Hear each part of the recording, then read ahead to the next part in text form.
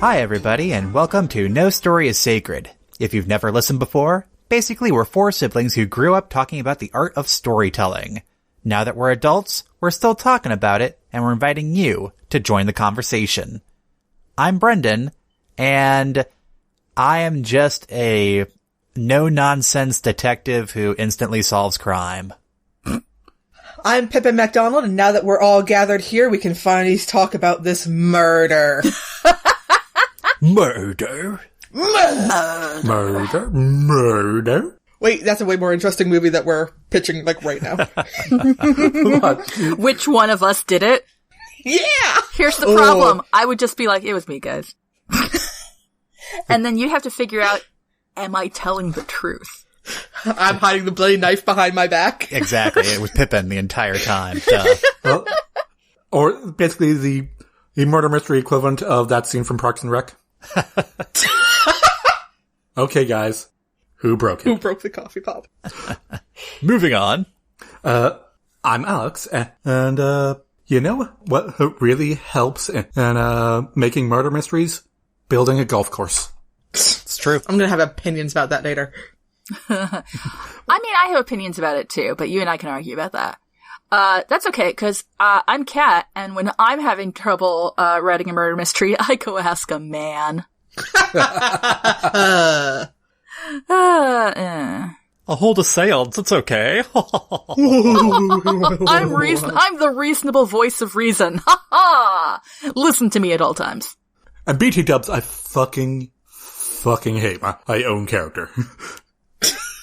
That's true. I mean, at least that part's historically accurate. Yeah.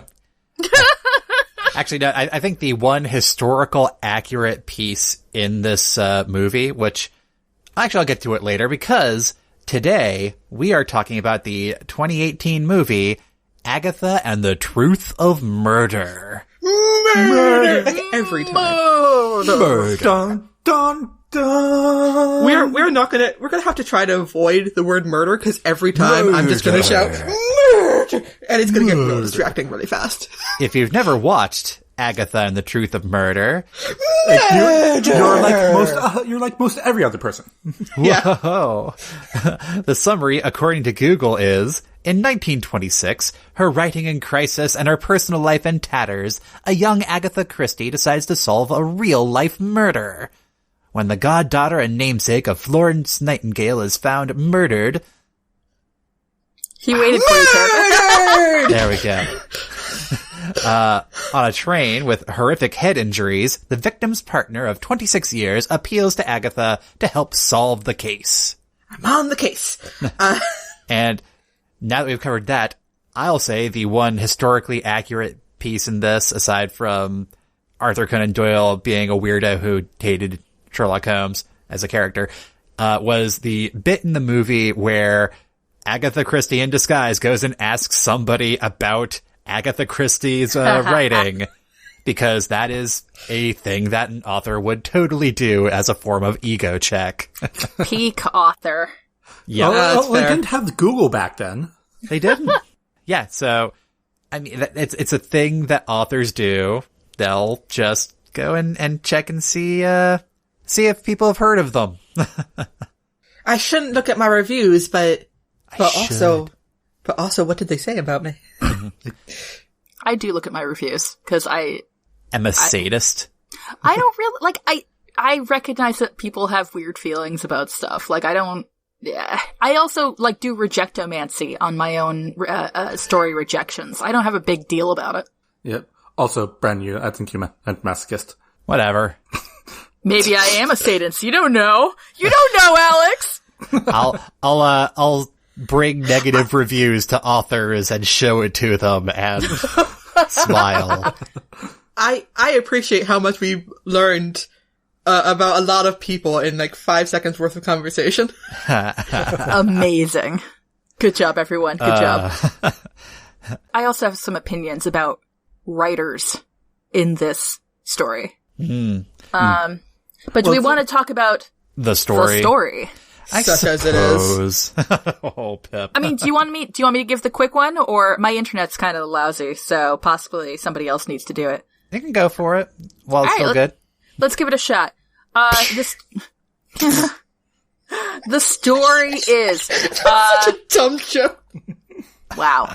6 years ago, in 1920, as is clearly established on the front of some of the murder victim's diary that we look at for way too long. God, this movie. Oh, wait. Also, the reason why we're covering this movie is because it's Christmas time and we have to do Moss Chris. Moss Chris! It's Agatha Christie. Oh. Anyway, go on. The big overall meta story is that in the real world, Agatha Christie went missing for 11 days, and then, while her marriage was busy being, like, a little explodey, and then, she just popped back up again, and they're all like, what happened to you? She's like, amnesia. And they're like, what? That's not how any of this works. She's like, you calling me a liar? And we genuinely have no idea what happened in those 11 days, except to her. So that's actually quite a fun idea of like, well, what was she doing? And it seems entirely fucking plausible that she decided to be a murder mystery writer and go see if it was possible to go missing for 11 days. Which the answer was, fucking yeah. Apparently so. Yeah. Like, good for fucking her. That sounds like a good time. Like, go missing for 11 days, or in other words, put on a wig and check into a fancy hotel and get room service. What? Right? I want to have a me day. I want to have a good me week, because I deserve it. Like, honestly... A me fortnight. That's probably what happened. But whatever. This movie wants to be like, well, what if she decided to, fuck off to the countryside. Try to help solve a murder, and then accidentally went missing for 11 days. I'm like, that's less fun. But okay. Like, oh shit, people thought oh no. Okay, Kat, real talk. Yeah. Do you think your average writer, any writer, no matter how famous, would not be a complete ball of anxiety at the thought of trying to solve a real world murder? Honestly, like to be fair, we do have evidence that some dick did it, and that's because that dick was Arthur Conan Doyle. Somebody came up to him and said, here's all the articles for this murder case. Who do you think did it? And he's like, okay, based on all this and based on my, deduction, it's that guy. And then, it turned out to be that guy. So we do have evidence that that was a thing that apparently happened at least once to a Golden Age detective mystery author. Wow. The really, fucking dudes. Well, right? The really, isn't the entire basis of our legal system giving a bunch of evidence to laymen and then going, what do you got? I think happened. And by the way, we think it was that guy. Possibly. But we tend to do it not just on the basis of one person, but on an aggregate of, say, 12 angry men. So 12 angry people. Yeah. Yeah, at the time, though. Yeah. Actually, I don't know whether at the... anyway. Leaving aside the history of the legal system, courts in Britain. So in this, Agatha Christie's life is busy imploding. She's early in her career. She's getting pissed off that her readers are noticing that the least likely suspect is always the one what done it. And she's trying to seek help. Meanwhile, her husband, not even hiding the fact that he's, had an affair and they're looking for a divorce. And in the middle of all this, a nurse pops up and says, BT Dubs, it's been 6 years and I've suddenly decided that today is a good day to ask you to help me solve this murder. Of my quote unquote friend. Wink. Which then leads us to discover that, yes, within the first 5 minutes of this movie, we did in fact have killing our gays. Cause, you know what, why not? Why not just kill off our gays immediately? I mean, it's efficient. Yeah. If you're gonna do it.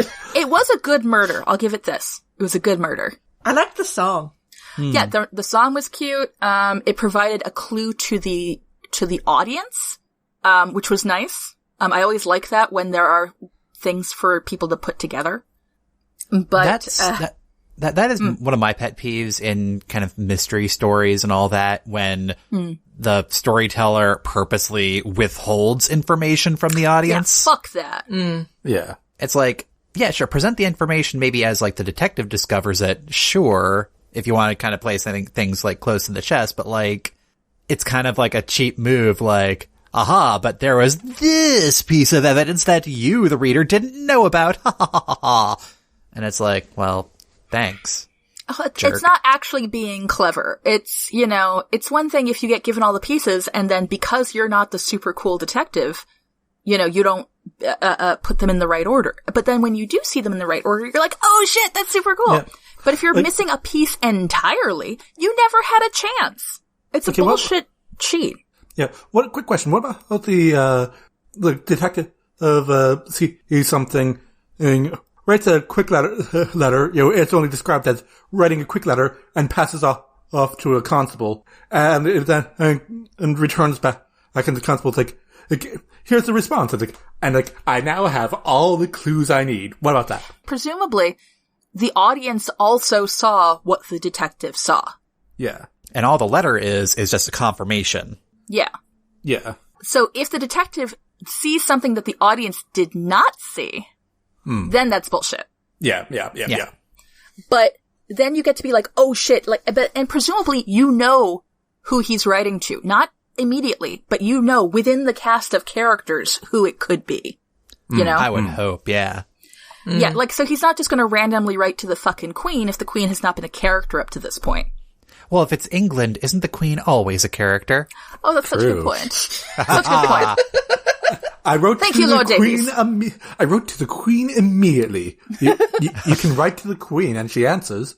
Okay, no. I sent it to the office of the Chamberlain. Are you happy?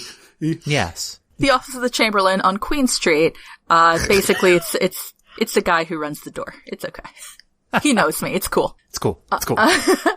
Anyway, so it was a good murder.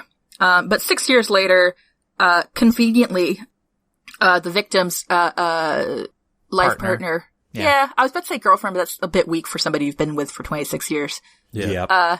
Essentially wife pops up and says, hey, now's a really good time for me to bother you to solve this mystery. And then, because there's fuck all going on in Agatha Christie's life, she's like, okay, and does it. And she's like, I'm gonna be gone for a couple of days, don't worry about me, but evidently she forgets to tell anybody that. Mm-hmm. And that's when she told her kid. Her kid who was actively not paying attention. Do you think I would tell my 8-year-old, actually, I would tell my 8-year-old. She'd be pretty good about it. She'd be like, where'd your mother go? She's like, well, she took the train. Yeah. It was the 8:45, as I recall.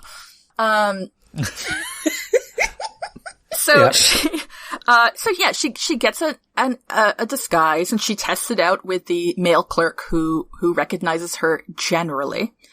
And she sets up a stupid fucking country house mystery, where she invites all of the suspects of that the wife honestly had already figured out. The wife did a shitload of detective work before Agatha Christie showed up. Yeah. It was already, she could have just gone to the cops at that point. Right? And then, she cleans the house and she makes all the food. I'm like, what exactly did Agatha Christie do in this fucking story? Got all aristocratic about it? Apparently. Not aristocratic. Wealthy? She put on some glasses and pretended to be a lawyer. Assistant. A clerk. Yeah. Anyway, so she gathers all the suspects in a house and then, says that, they're all there because they, are in line for a mysterious inheritance. I'm not really sure what her fucking game plan was. She's gonna figure out who did the murder based on that and then do what? Call in the cops and be like, haha! There's no plan. It's just a setup. Which, to me, frankly, it's maybe that's why she was having trouble with her writing. Ooh! Here's the thing. Out of the various things in this movie, this was the aspect that I actually kind of liked in a weird way. Because a mystery author is not like somebody who's well seasoned at private investigation or solving actual murders. There's a lot of there's a lot of logistical BS that you have to deal with. Yeah. And having the cops on speed dial, aware that you're setting this up, might have been a good idea going in. What? Just saying. Yeah. What? And especially since, shocker, somebody dies. What? What? And Also, like, at no point does anyone mention that she's now, an accessory to this. Very good fucking point. Oops. Very true.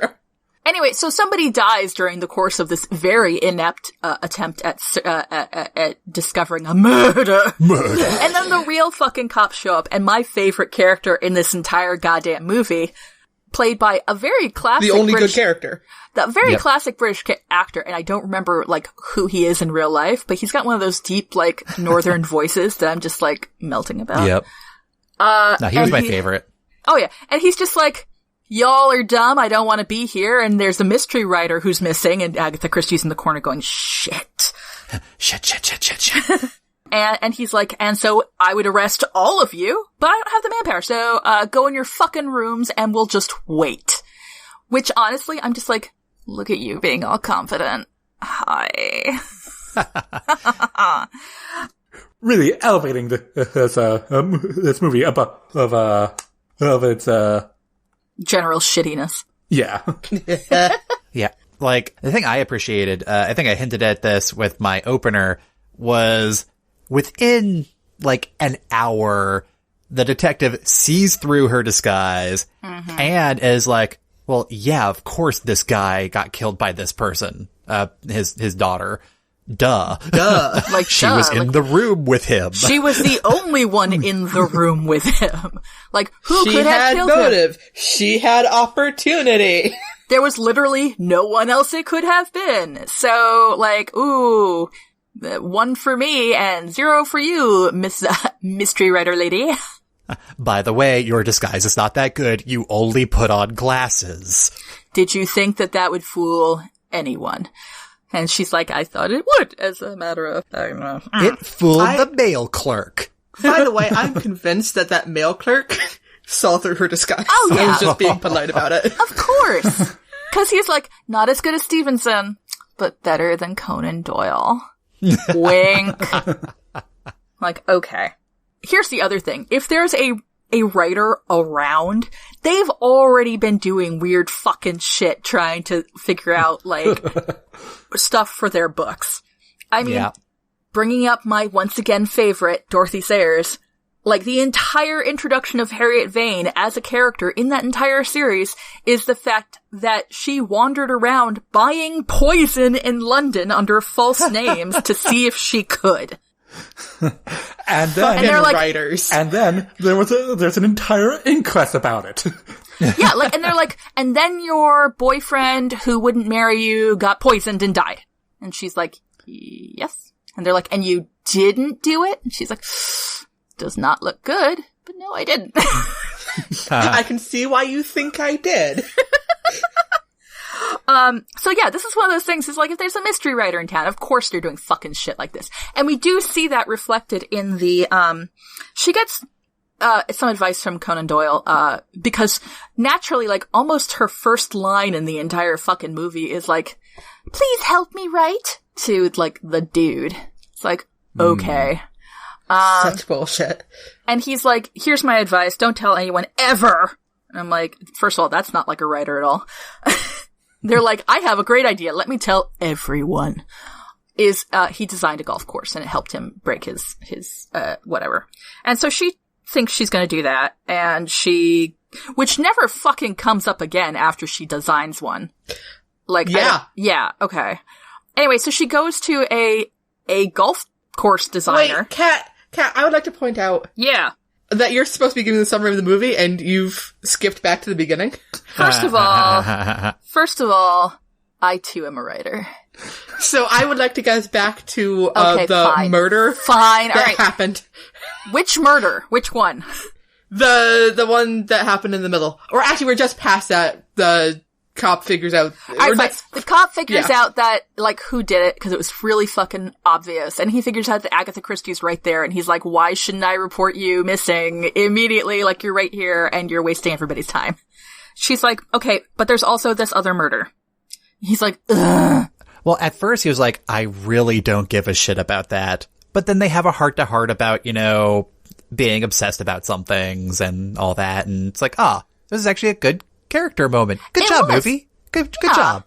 Yeah. Also, it was a good bit of insight into her own process, obsession, which possibly, theoretically, is the outcome of her planning out a golf course. I guess. Yeah. Whatever. And so they're like, okay, we're gonna do for some reason the cop's like, well, your methods have been stupid up to this point, but fuck it, we might as well do a classic murder mystery, entrapment. We're already here. Yeah. We're already here. There's a parlor right there. And you've been wrong every other time up to this point, but this time you're certain you know who did it. No, okay. process of elimination. Yeah. True. Process of elimination. She was like, there was only so many at this point. True. Anyway, so, yeah. She confronts some people, and then the people were like, yep, we did it. And then she almost gets murdered, and then the cop and, some more witnesses pop in from the next door, and then we heard everything. Like, why did you do it? Because a nurse was doing her job. And Damn her. Yeah, it was kind of a dick move. I mean, it wasn't particularly, like, whatever, though. Sometimes murder reasons are weird. But if it's in a movie, you'd wish it were better. I know. True. But then, in a quite nice moment, I thought, you know, they're like, what do you have? You have zero evidence for a murder that happened 6 years ago, and you just have, like, your own lying ears. Who are you going to believe, me or your lying eyes? And then they're like, okay, fine, we can't prove the 6-year-old body, but we can, maybe frame you for the murder of this dude that who was a beating his daughter and she killed him in self-defense, during this very, house party. But you know, it'd be much cleaner than her going to court is if we blame you. Yeah. And then every other member of the household steps forward and is like, yeah, I saw you do it.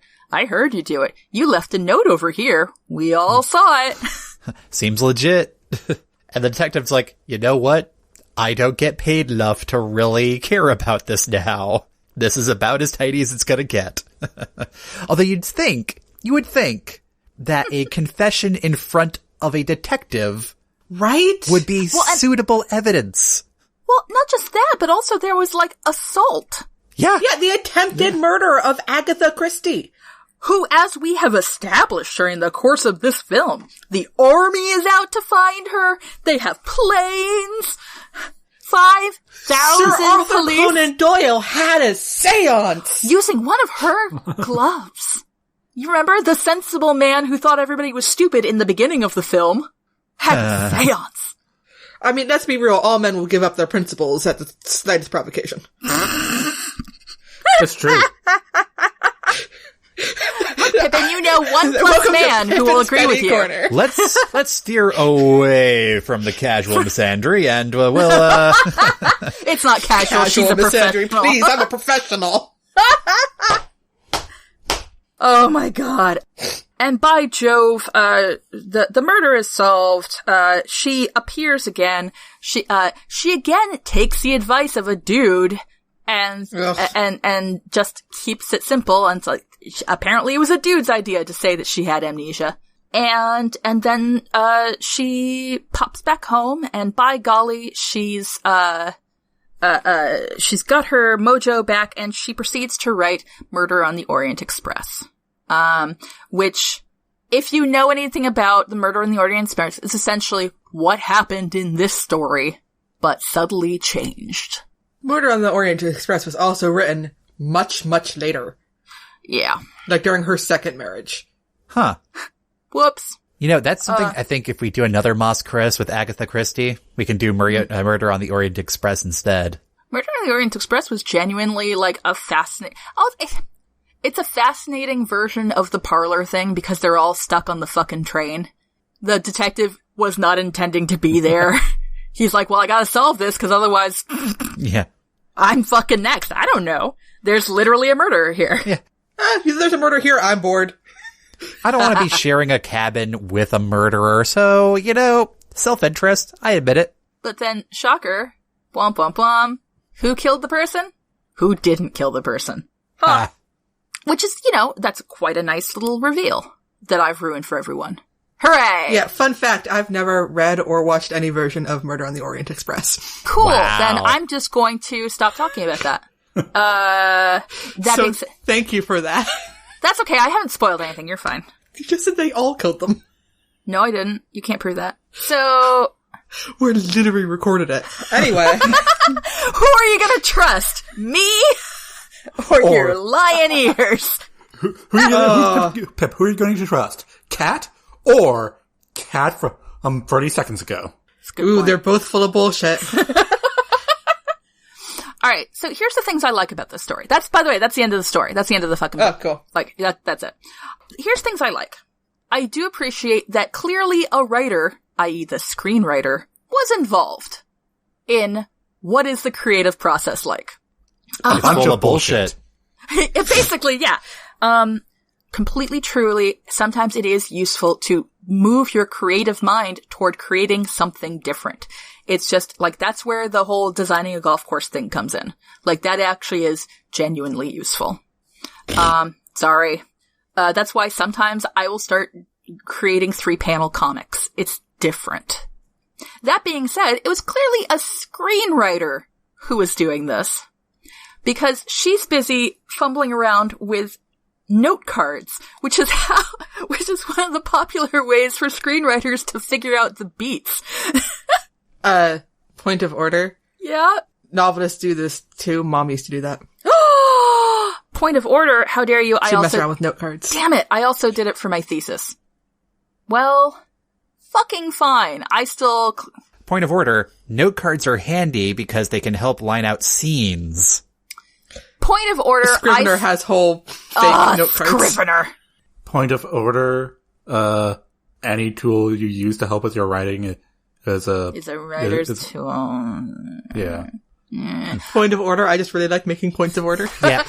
Point of order, I'm not sure I'm using point of order right. Point of order. Point of order. Fucking fine, you guys. Fucking fine. Alright, then fine. I'll be annoyed about the other thing, which is that at every step of the way, she either asks for the help of a dude or is influenced by a dude. Yeah. I took very poor notes while I was watching the movie because I was also trying to do real work at the same time. What? Mm-hmm. But I have in the middle of my notes, 1, don't go to dudes for advice. 2, don't go to writers for advice. No. Equally true. What do you do, Sir Arthur Conan Doyle? Well, first I do a golf round. And then I talk to the dead. And then I say, fuck all you readers, I never wanted your money anyway. And then I'm just a poor man's Bill Nighy.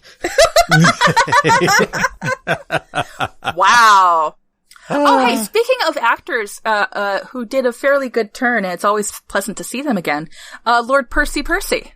What's that, Lord Percy? Yeah, dude, Percy was in there. He plays, the brother-in-law, as it were, of the nurse. Oh my gosh. That's And Percy. for those listening at home, who is Lord Percy? Lord Percy was, is some fucking actor. But he played Lord Percy in Blackadder, playing the goofball, at least in the first 3 series, the goofball idiot, companion sidekick, sidekick to, Lord Blackadder. In the 4th series, we start seeing where he's, starting to evolve to, apparently, the character actor he intends to be for the rest of his life, which is, snidely evil. Snidely upper class evil. Tim McInerney. There it FYI. is. I'm quite fond of him. He does a good job. He's got great timing because he did comic work, in the beginning. So he's got great comic timing and so on. Are you saying comic timing can transfer to dramatic timing? What? Weird. Sounds fake.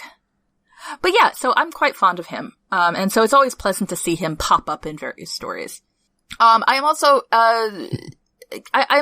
weirdly pleased that they used period accurate homophobic slurs. Like, I could wish that they weren't in there, but they were period accurate, so that's quite impressive. Good for them. Ray? What? We are unsure whether or not to celebrate this. I know, it's like, well, at least they weren't using, like, modern homophobic slurs. That would have just been gratuitous. Oh, and in the end, he did extend an olive branch to his dead relative's, partner. Mm-hmm. It's true. Because they had been disliking each other this entire time. I think mostly because they thought the other one didn't like them. Yeah, I think that there was an expectation of homophobia on both sides. Which, that just seems kind of just peak British somehow. Yeah. But it was nice that he didn't not like her because, of lesbianism, but because he just didn't like her as a person. Yeah. Because he thought that she was a controlling bitch. It's totally different. Yeah. Fair, actually. Yeah. We don't know how that relationship played out in real life. We don't. It's true. And, part of me thought, like, that's a way more interesting story over there. Yeah, it's too bad we didn't get to see that one. It's too bad we didn't get to see, like, the nurse coming into her own and starting her own private detective agency.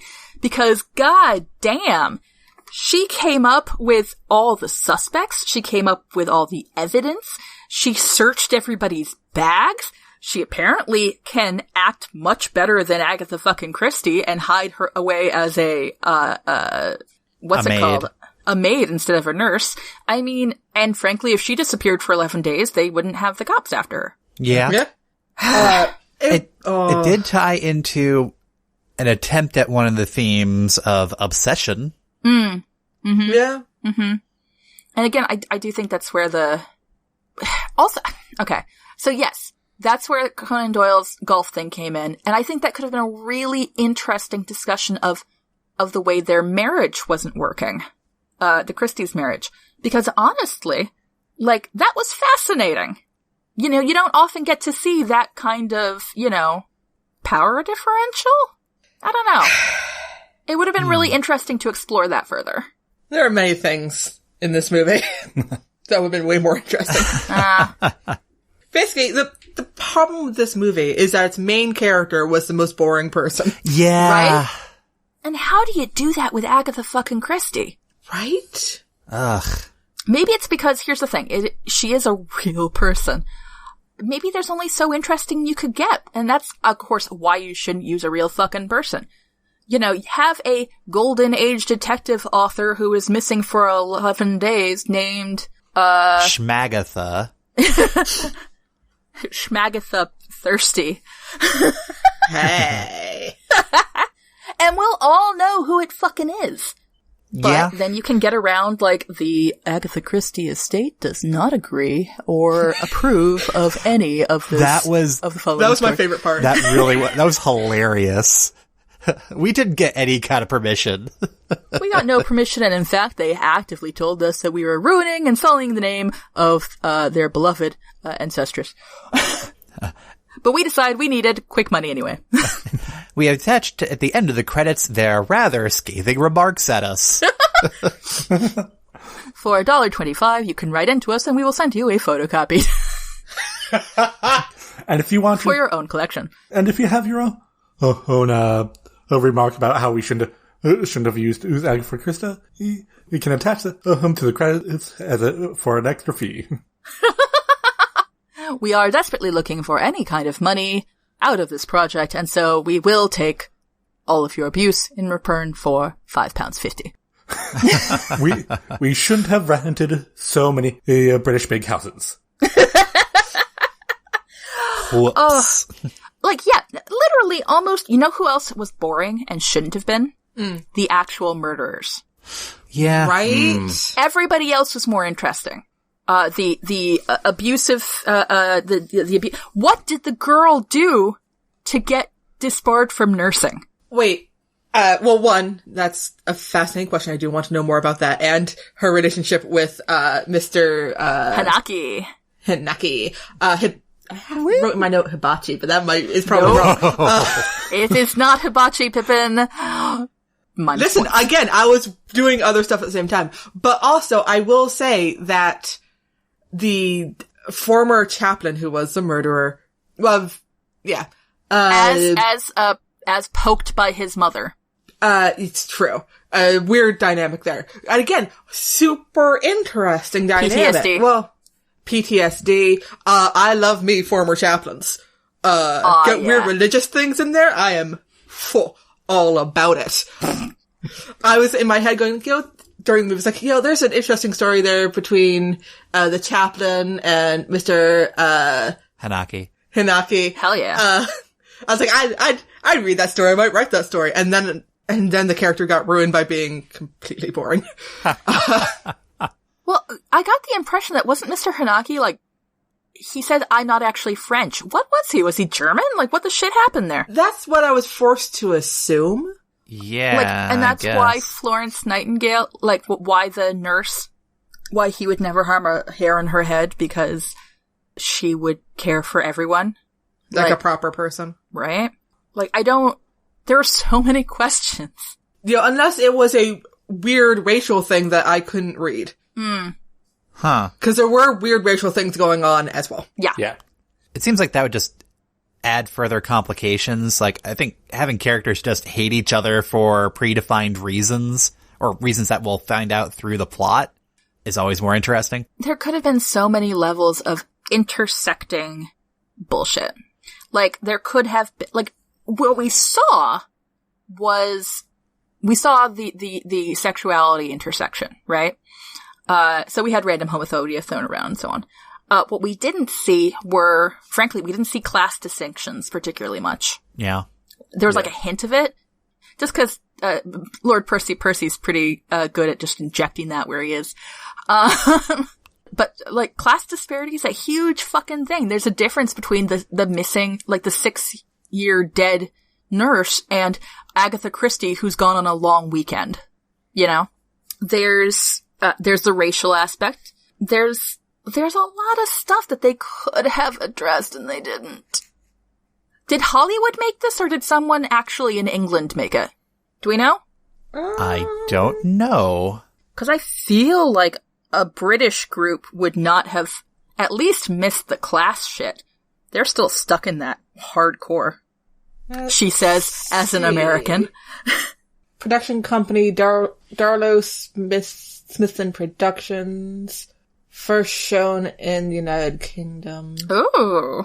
A 2018 British alternative history drama film. Yeah. If they were going to go alternative history, they just should have had aliens show up, and that'd be awesome. Premiered on Channel 5 in the United Kingdom on 23 December. Huh. Well, then in which case, they're just wrong. Alright, so that's very strange. You're right. The production company, the location was Northern Ireland, and it was, who's Tom Dalton? Wrote the screenplay. Oh my god, he has written 3 films featuring a fictional Agatha Christie. Huh. Whoop. Alright. Has an obsession with something. Obsession? Tie back into our What? themes. Whoa. Themes. Today's themes is themes. And murder. Murder. Huh. Murder! Here's the thing, right? Murder. If the movie is called A Taste for Murder, I feel like more people should have been murderous. And the truth of murder, Pippin, not taste for murder. Yeah, it's the truth of murder, Pip. Here's the thing. I was looking at the tag on the poster, and it says some people have a taste for murder. Sorry. Oh, fair enough. I think that comes from the speech at the end, but it's not particularly good. Cause he's, yeah, you're right. Cause the murder, again, also didn't, he wanted her to die, but not like... No. Here's the thing. Everything was boring. I feel like it's time to move on to how we would fix this movie. Yeah. Because there's so much fucking wrong with it that I'm going to have a trouble sticking to like one fucking thing. Yeah, right? Although if we organically have multiple things, I'm okay with it because you know what? Yeah. And I'm going to start. Go for it. Oh, because I want to ruin Kat's life. Fuck you so much. Because for some reason, Kat does not have a problem with the whole golf course digression at the beginning. I do have a problem with it. Fuck off.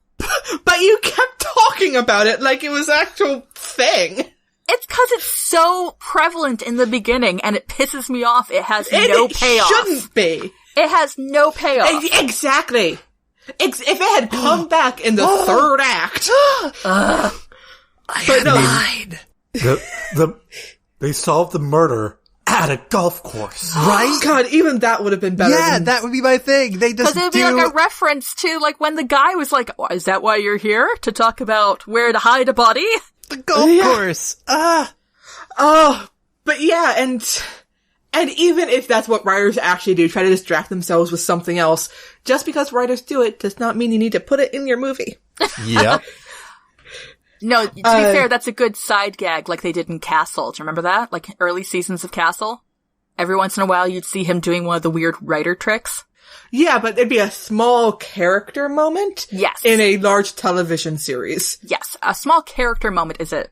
Or every once in a while, it'd actually be important to solving the case. Like, whenever Castle would go like, hey, can you tell me if you were to do this, how you would do it? Because I'm a writer. Sidebar, if you want to have an understanding for fiction writers and all that, watching Castle, yeah. It's pretty good, actually. Feels At very... least the first, Yeah. at least like the first season. Yeah, first season I'd say Castle first feels season. very true to life. Yeah. Yeah. Like, I remember Except for- watching it be like, this is kind of similar to how, like, Dad and Pip interact sometimes. Huh. Yeah. Well, also, there's a very old writing gag in there. At one point, we see him, he's set up strings through his entire living room and pinned, the pages of his manuscript up on them, one at a time, and is staring at them from a distance. And that is based on an actual, like, Shaggy dog tale of writers, a writer who would do that because he could see where there was too much dialogue because there was too much white space. And so he'd, like, try to rearrange it visually. I mean, one way to do it. Yeah. To be honest, it does fucking work. But it's funny to see it. It was just a brief moment. I'm like, that person has actually heard one of the Shaggy dog tales. Yes. Yeah. So, Pippin, Yes. what would you do about the darn golf courses? I'd take it out altogether. Sir Arthur Conan Doyle does nothing for this story. He does nothing in the fucking story at all, except to be like, well, let me give you my advice, little lady.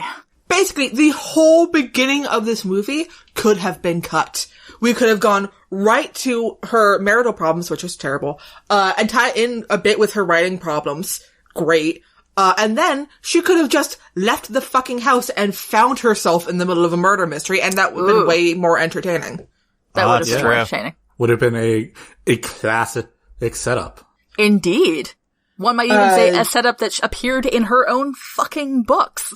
And then she's, denying being Agatha Christie, not because, she's trying to pull whatever she's trying to pull, but because she's actually trying to hide out for a bit. She is trying to have a vacation, and all these fuckers. The Venmo said that this house was empty. Or the Verbo, whatever. Airbnb, yeah. Yep. Yeah. Ugh. And there's all these fucking bodies around. What's up with that? God damn it.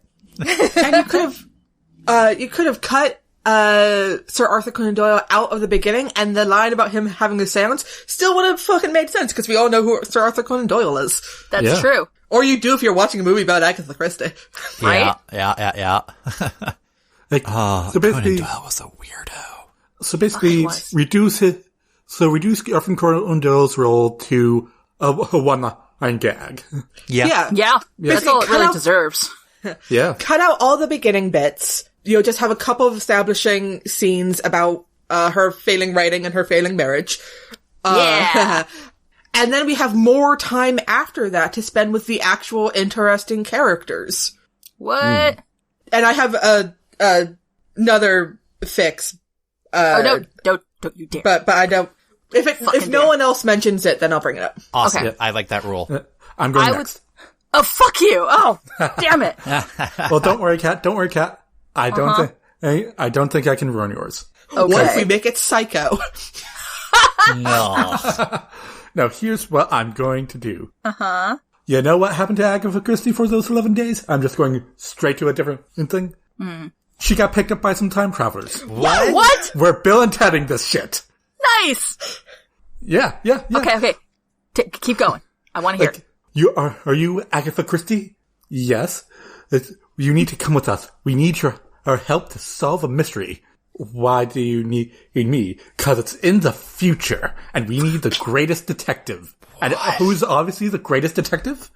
the greatest mystery writer of her generation. It's like, And as a writer, she is compelled. Yeah. she's like, did you already go to Conan Doyle? And they're like, who? And she's like, I'll go with you. Oh, I'm satisfied with this answer. Let's go. And then we can do this the entire same bullshit, but this time she doesn't have to attend to she doesn't have to just put on glasses for a disguise. Yeah. I love smart people from the past dealing very quickly with being thrust into the future. By the way, we're in the future. This is all her technology. Okay, I accept that. I'm just going to stick with a pen and paper, or if you don't mind. Cool. How archaic. Fascinating. And then she's like, yep, I can totally do this. I can do this. By the way, has anybody seen my secretary, Alexa? And then suddenly a voice speaks up and she's like, oh God. I mean, yes, this is fine. Mm-hmm. Yeah. Okay. And just do a whole bunch of other mystery bullshit, but with Agatha Christie from the past. I am reminded that I really need to rewatch the episode of Doctor Who with Agatha Christie in it. And this is no way inspired by the cartoon series is Sherlock Holmes in the 22nd century. Sherlock Holmes in the 22nd Which century. makes that Arthur Conan Doyle gag even funnier. Oh, yes. Oh. What? That's amazing. What would be funny if Sherlock Holmes actually is known, but no one remembers who wrote it. Sherlock Holmes. Wasn't that maybe like Stephen Moffat? Oh God. Oh. Burn. Well, they only remember like one part of his name, so it's like it was Arthur, wasn't it? Like Arthur what? It's like I don't know, like Chaucer, Arthur, Beowulf. It's all the same. Yes. Homer. Yeah. We think it was a Collaborative effort. Collaborative work, oral history sort of thing. And she's like, yes, that Yes, sounds that's right. Yes. That was yes, completely yes. correct. Yep. Yeah. Good. Oh, good on you guys. Your scholarship is A+. Oh my gosh, then she falls in love with a historian from the future.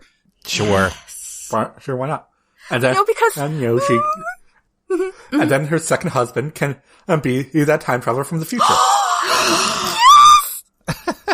He was an archaeologist. Oh my God. They assign God. a historian to her because, like, yes, she's been pulled from the past to be to solve a murder, but like, let's try to multitask here. We have someone from the past. We might as well check some of our, like, records. And so they assign a historian to her, and then they fall in love, and he Watsons for her. And then there's like and they're like, oh, we'll never see each other again. And then she goes back home and she's all sad. And then the door opens and surprise, he's like, I got a special dispensation. And then they run into each other's arms. Wow. So, by the way, some bad things are brewing up in Germany. Are you going to take care of that? I can't. I'm sorry. I'm so sorry. Or alternative timeline. Anyways. Oh, or that, yeah. Or that. Anyways, so that's my thing. Just throw the entire thing out. Make a time traveler. That's amazing. Can I go, or does somebody else want to fuck me over? Yeah, you can go. Okay. Alright, well here's the thing. I don't want this to be about Agatha Christie. Boom! I want this story to start with that detective showing up at a very weird country house. It's from his POV.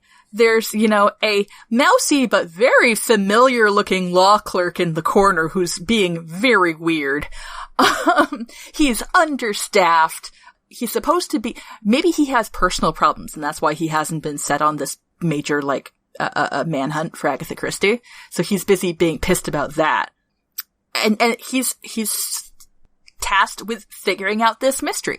And so he does the interviews with everyone, but he's actually a better, professional? So he, interviews people for, the crimes? What? Weird. And here's the thing, we know he did it in this movie, because at one point, he's off with, the random criminal guy, who, by the way, left the house with a bag full of silver And I think that's adorable. I liked his character. He was fun. He was great. I love it when a character just lives their unrepentant bastard life. Well, it was a good question earlier, like, why does he have an empty doctor's bag? And we find out, like, that Chekhov's gun went off. Thank goodness. Something the had to only work. one. Yeah. So he's busy trying to figure out this mystery, and meanwhile, overhead, there's this Agatha Christie nonsense. And, there's this, the random law clerk keeps butting into his stuff, and he's like, okay, this is definitely Agatha Christie. At what point do I reveal to her that I know? At what point do I tell my do I tell my captain that I know? Well, my captain was a bit of a dick to me. You know. And meanwhile, also, my wife gave me the clap. So, I have, like, a lot of issues right now. And the murder that's in front of me right now is an abused woman and defending herself. Yeah, the thing is, if you start the story from his appearance, you get to have it from his POV, we get to find out the environment of, missing Agatha Christie. You get to enter into this household full of suspicious people. When a murder has already happened, but there's, like, maybe a weird second murder, like, from the past, like, what's going on?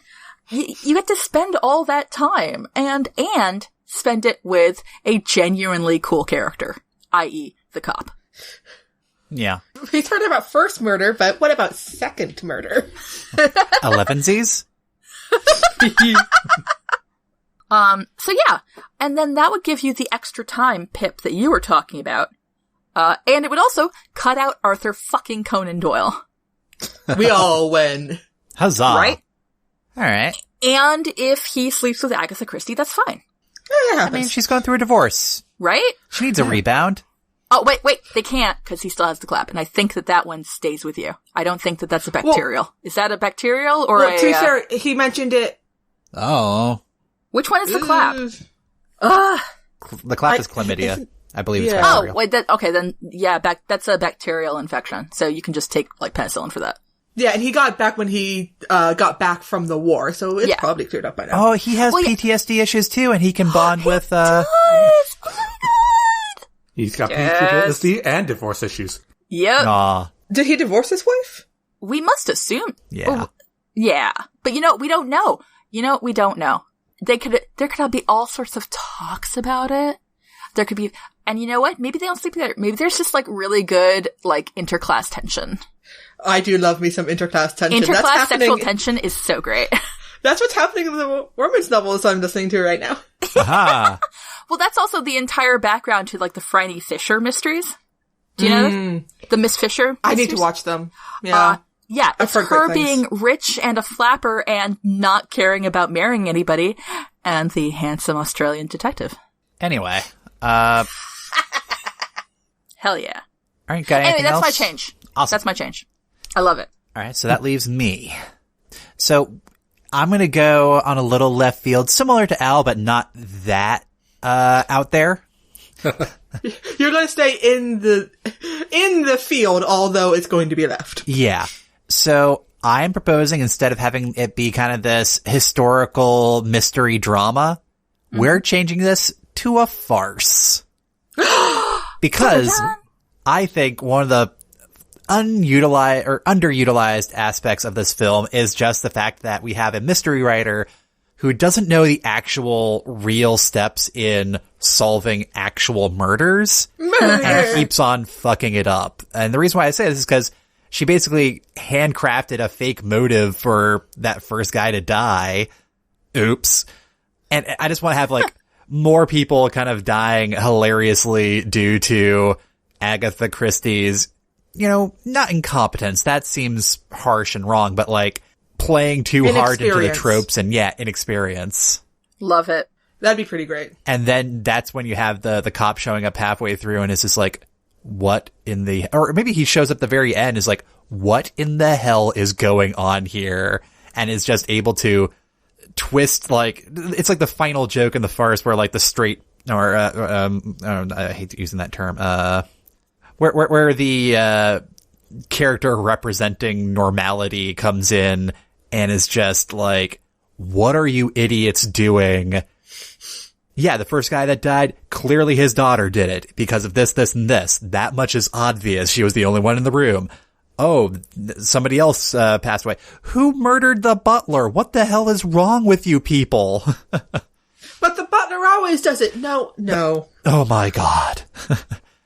And that could be like, that'd be like the next thing that like, Agatha Christie's character could have done is just like, wow, maybe it was the butler. Because it's always the last person you suspect. This would probably have to require a fictional author because I can't imagine, the Christie estate allowing this to happen. Yeah. Who was the first one who had the butler being the murderer? Because that was actually a big twist the first time it happened. It seems like it'd be an Agatha Christie thing. Yeah. But yeah, I just want it to be farcical. I think taking all these like serious tropes and murder and all that and just having comedy over it instead is just a lot more fun, especially with the premise of having a mystery writer being involved in the, murder investigation. That's just where my brain goes, I guess. Maybe I'm weird. I don't know. I mean, you are, but not for this. Ha. Hey. So yeah, that's me. Any word on when the butler first did it, Pippin? I'm on TV tropes, Nice. and, it's not being definitive. It's saying it's one of those things that's older than you think it is. I'm also on TV tropes, and there's like the earliest verified explicit statement of disapproval regarding its use of the use of the butler trope is 1928 essay 20 Rules for Writing Detective Stories. So it doesn't quite say when it showed up. Who wrote the essay? Van Dyne. SS Van Dyne. Oh, all right. Also, now like, I really want to read that fucking essay. Somebody send me the link. We'll put it in the show notes. I also just wonder, I'm not really well versed on who, Agatha Christie's, kind of a female author contemporaries would be at the time, but Golly. she could have just gone to her writer's circle or something, instead of Sir Arthur Conan Doyle. Fucking Arthur. Jesus. That's another good thing about Castle, actually, is that we do see him with a group of who is supposed to be his contemporaries and or within his genre as their regular poker night. Yeah, with the actual authors playing them. Who can't act, which is hilarious. But, Yeah. But more importantly, it's not like he shows up with like Diana Gabaldon or something like that, people outside of his genre. He's people who would be genuinely the same kind of people he would be in the same green room with at a conference. Yeah. At a convention. Come on, not conference. Listen, I was trying to be fancy. No. Not for these people. The really thing about Hollywood depiction of writers is their relationship that they're really the most out there is like their relationship with their publishers. Like, Yeah.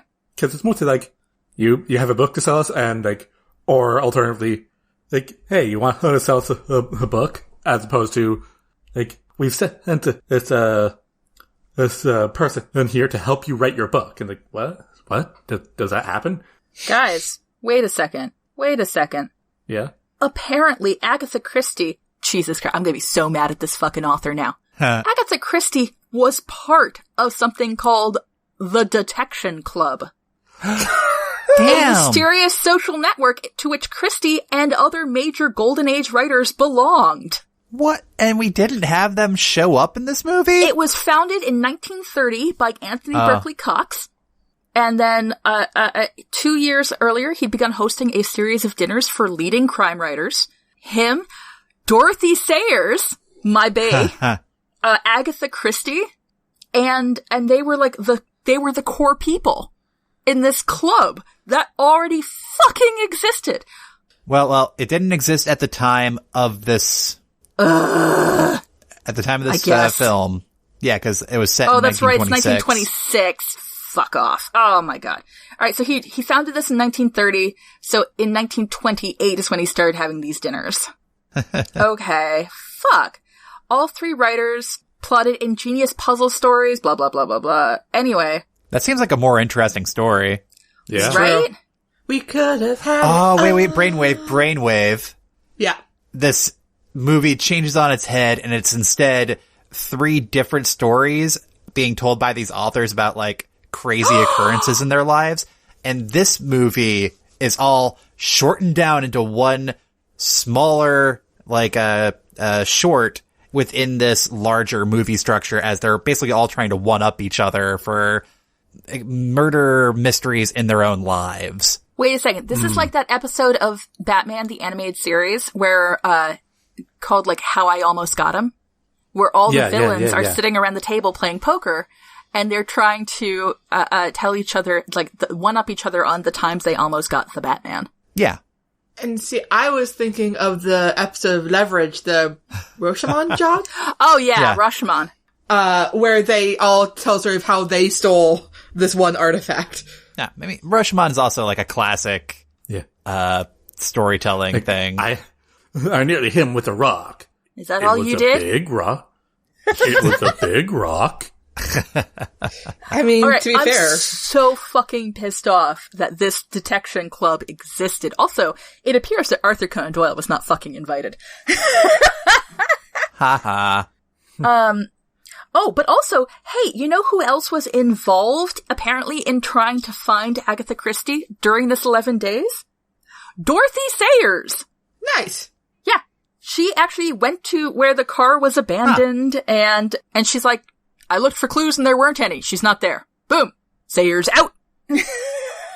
So what you're saying is that in this movie, instead of Conan Doyle, we could have had Dorothy Sayers. We could have had Dorothy Sayers, who, based on her counterparts within her own fiction, would have been a goddamn hoot to have in this story. Nah. Like, she knew the whole time that she was there, but she goes to the car and is all like, who knows where she is? Could have been anywhere. Yep. Oh, darn. Now, excuse me, I need to go to this abandoned country home for no reason. None whatsoever. Actually, in real life, I'm sorry, this is so great. Agatha Christie actually was, quote unquote, found in a spa in Harrogate, where she was staying under an assumed name, which was the same as her husband's mistress. Agatha Christie was going through some shit and didn't want people to fucking bother her. Good for her. Good for her. Huh. And also, I just love that she's like, and they're like, why did you do this? She's like, amnesia. They're like, what? She's like, did I stutter? It's fucking amnesia. Again, are you calling me a liar? I ain't calling you a truther. Anyway, we could have had it all, people. This could have been a great movie if only it weren't this movie. Right? Only. If only. What if this was the way the detection club met? And then the guys started doing the dinners so that they could, like, once a year get back together to talk about the time that this shit happened. And that's the frame story. I'd love that. Although I do really like the Rashomon idea. But I feel like that's more of an anthology series. I'm not mad about that, though. That's true. Like, oh no, not an anthology series. The Detection Club was right fucking there. I'm so upset about this now. So close. Oh, well, so close. Oh my god. And oh still, my god, guys. So far. What if it was my story, right? Where it starts with a detective. And then as the story progresses, more fucking murder mystery writers show up at the house. Just more of them keep coming. And he's all like, and which one are you now? And one's like, I'm Dorothy Smayers. Fuck off. And he's like, right. And then who's this quote unquote legal person? And she's like, I've never seen this woman before in my life. And then they just go wandering up the corner and he's just like rubbing his forehead. Like arm in arm. Right? And then they're just being like the most writers that you've ever seen fucking write. You know? Like, they're not writing, obviously. They're all avoiding their books. And what better way to avoid their books than to help out their good friend, Agatha? While she avoids hers. Oh, Lord. Which brings in the farce part of Brenton's. Exactly. I think we need to incorporate all of this, and then they all go to the future. Yeah! All right. All right. So let's just do our traditional game segment now, because I think there's so much to change this movie that we could literally talk about this all bloody afternoon. And I don't want to edit that much. All right, so what game are we going to play, folks? I feel like this one might do well with special appearance by. No, wait. Pippin. What? We actually have a kid in this movie. No. Yes. Fuck off. Yes. Nope. Yes. Nope. I want to play that game. Vito. We never play that game. No. We never play that This game. is a terrible game. Special appearance by. Can you at least tell the audience what you're not letting me play? No. The game is called The Child Shall Lead Them. And You can say it, but Brendan can edit it out. motherfucker. Nah. Fucking fine. I'm just saying that kid is also underutilized for the kind of shitty story it could have been. Anyway, so we're gonna play special appearance by. Agatha Christie's child saves the day. What happens if a meta character like Spike or Kirk or Mulder appears in this story? And gosh, what if okay, but what if? What if Data appears and it turns out No. that this is all just in the holodeck? Oh, for no. fuck's sake. God damn it, Pippin. No regrets. Yeah, that's fine. Done. I'm gonna be that dork, and Mic drop. I'm gonna put in, Harriet Vane, because we were talking about why have this be a real why be actually Agatha Christie, right? So then why have actual era detective mystery writers? Put in a fake one. Put in Harriet Vane, and then she shows up, and she's also like, this is stupid. Why are we doing this? I'm gonna go smoke something on the lawn. Nice. And then she goes and has feelings about the fact that she was one time tried for murder, and was Agatha Schmancy over here ever? No, she was not. So she needs to shut the fuck up. That's mine. Okay. All right. You know what would make this a fucking weird tale? Go on. You know the detective that shows up? I forget his name. He's cool, but I've forgotten his name. The detective that shows up instead is Hercule Poirot. And suddenly, Agatha's like, "Oh shit! Did I slip into one of my own books? Oh shit! Oh shit!" Did I hit my head? Because remember, she was last seen in a car. It's true. What if she hit her, like, it hit something, she hit her head, and now Misery style, she's at somebody's farmhouse hallucinating this whole thing. Yeah. Also, bringing in Misery, thank you. Okay, and Hercule, solves it instantly. You're not going to find out who really killed the man? I cannot do his Belgian accent. Yeah, done. Sometimes a simple mystery is just, it was a person that done did it. And she's like, yeah, I was really hoping for something different from that, though. Can you just, come up with something complicated and tell me what it is? And he's like, what are you... No! What? Stop it. No. What are you trying to achieve? You have, good mystery stories. And sometimes a good thing is a simple thing. Just, And then again, the whole entire off of her sister, their character, or kind of stuff, and that's always juicy. True. Oh no, am I pulling a Pygmalion? You're kind of pulling a Pygmalion. All right. I'm kind of drawing a blank right now. I'm trying to think of what a good villain character to show up would be. It's fucking Moriarty. Yeah. Yeah, that I was trying to avoid that, Al. I was trying to avoid Sir Arthur Conan Doyle, but now as we talk I was about going to say Severus Snape just to be completely weird. no. Wow. You said random villain, my brain immediately said Snape. No, you can, justify it. I don't have to, I already went. No, Bren, justify Moriarty. Justify Moriarty.